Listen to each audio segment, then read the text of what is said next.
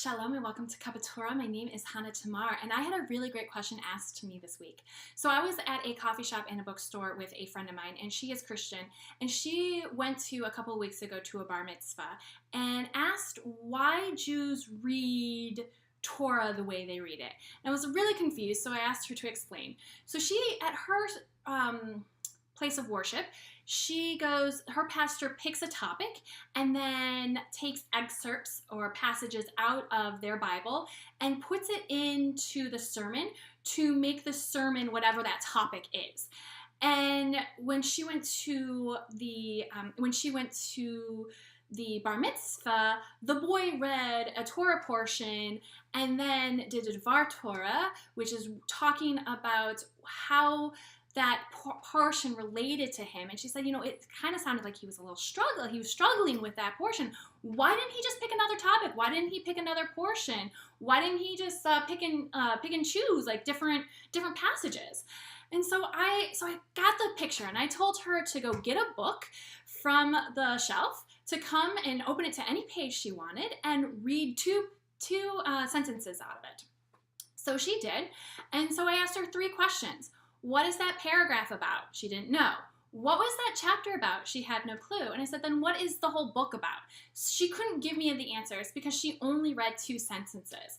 So I told her that's like Torah. You can't know what's going on in Torah or what's going on in that paragraph or that chapter unless you read all of it. So with Torah, what the Jewish people do is they read the same thing together at the same time so that we are all on the same page. And it's really cool because during Saturday, every Jewish person is reading and chanting the same passage, the same portion. So we are all connected in Judaism. So we are never alone for that. And also another reason we're never alone is because during Shabbat Friday night, for 24 hours, there's Shabbat candles being lit and saying the prayer. So for 24 hours, we are all connected with the light, and we are also connected with Torah. That's a side note. I tell my students I love that part. But anyways, back to my story. So we can't take things out of context because we have to read the book from beginning to end to understand it as a whole. Now, why we read the Parshas is so that we can understand what's going on. We've this week is Mishpatim, which is the laws. And I'm not taking the law stating that I can own slaves and taking it out of context saying, hey, Torah says I can own slaves, woohoo, I can own slaves.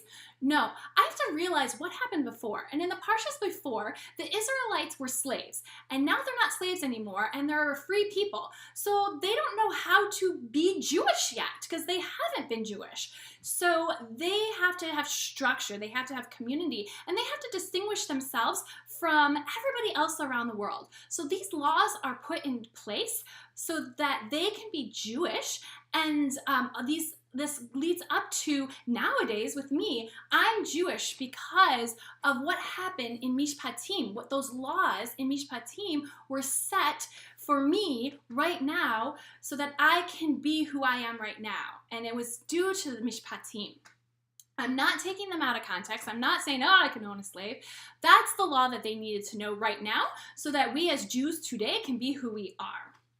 Now, this week, I want us to stop taking things out of context and actually research or listen. We've stopped listening and we've stopped doing our research.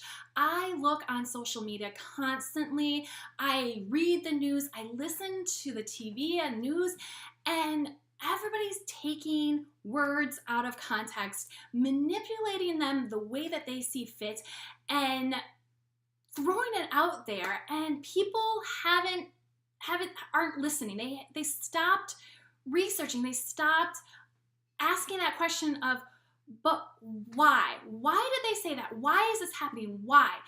That we can't just take the easy way out because Torah won't let us. Torah wants us to read the whole book so that we get the whole story, not just a small part of it. So this week, stop and listen. Listen to your neighbor.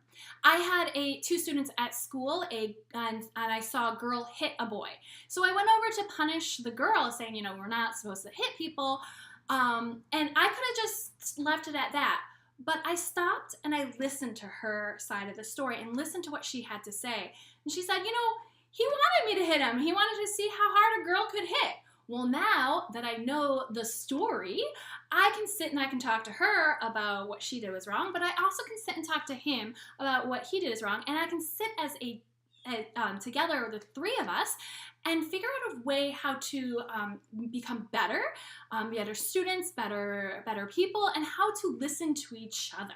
And that is what we need to do as humans today. We need to stop and listen to each other. We need to not take things out of context, and we need to understand everything as a whole. We need to understand people as a whole, not just one small snippet of something or somebody.